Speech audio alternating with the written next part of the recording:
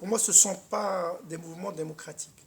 Ce sont des mouvements de révolte, particulièrement dans les pays où il y avait des régimes de dictature, comme la Tunisie, comme la Syrie, comme la Libye, comme l'Égypte. Et donc, ce sont des mouvements de révolte.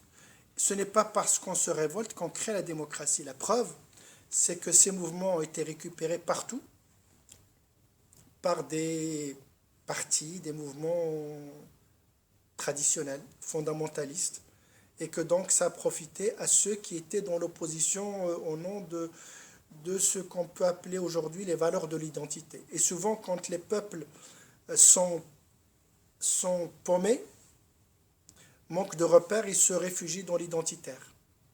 Et l'identitaire est une solution de facilité. Pourquoi?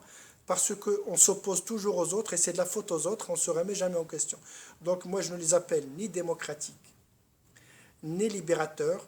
J'appelle cela des secousses que vivent des régimes qui peuvent peut-être aider, vu le contexte mondial, à poser des problèmes pour avancer vers la démocratie, mais ça peut être aussi rétrograde, et dans la majorité des pays, c'est rétrograde.